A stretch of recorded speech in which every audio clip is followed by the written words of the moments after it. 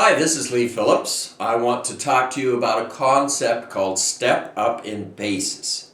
Step up in basis, it's basically a tax term. What it means is, example is the best way to show it. Dad bought his piece of property for $30,000 60 years ago. Today the piece of property is worth $300,000. The basis is the $30,000. That's what Dad paid for it.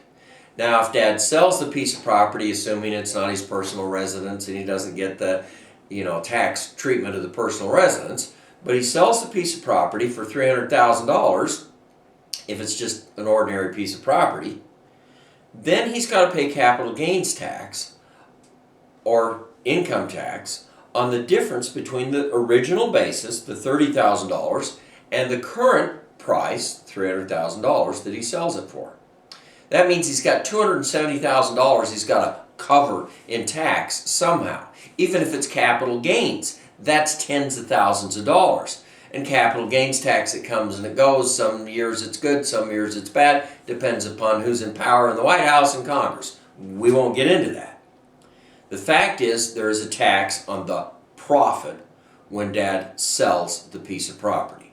And the profit is always the difference between what he paid for it, the original basis, and what he sells it at.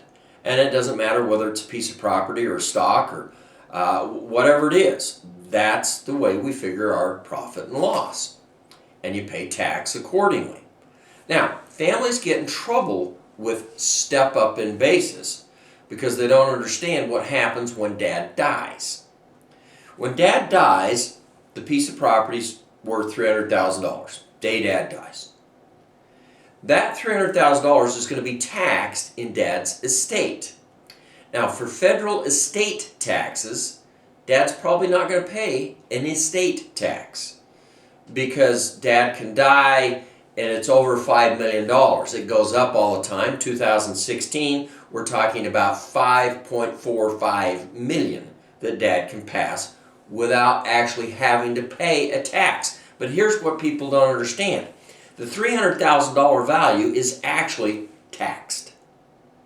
The catch is, everybody gets a credit. It's called a unified credit. It's unified because it can be applied to gifts or to inheritance, passing property at death. So they get a credit which just happens to pay the amount of tax that would be charged on the $5.45 million. Or whatever it is this year. You have to look it up each year. So technically the $300,000 is taxed, but the credit pays the tax. So there wasn't any out of pocket for you or for Dad. But look at what happened. You sell the $300,000 piece of property the day after Dad dies, there's no profit to you because you got to take the basis, the last time it was taxed, you got to take that step up in basis and apply that to your sale. So you sell it for $300,000, no tax. Great deal.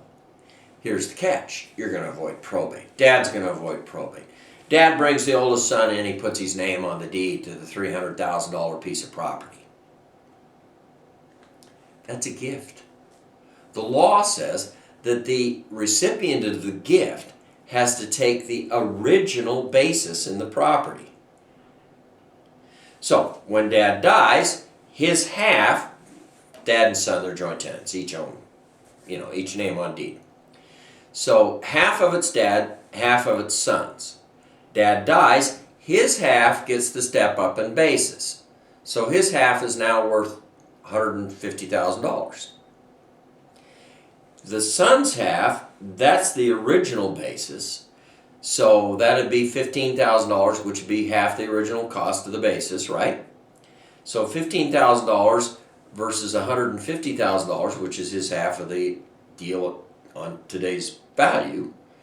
So he's got to pay tax on $35,000. That's tens of thousands of dollars. By simply avoiding probate, you just cost your son or the kid just lost. You just lost tens of thousands of dollars because you had to pay the tax. You didn't get the step up in basis. So you want to inherit the piece of property from dad. I don't care if there's a will, I don't care if there's a trust, I don't care if it's intestate, I don't care what it is. I want to inherit the piece of property in almost all cases because the property is going to get the step up in basis to the value it is on the day dad dies. If you get it by gift, putting somebody's name on or whatever, then you have to take the original basis. Not a good deal. This is Lee Phillips, and I'm talking on step up in basis. It becomes critical as a consideration in estate planning and how somebody passes property on to their heirs. It's really important. Don't overlook it.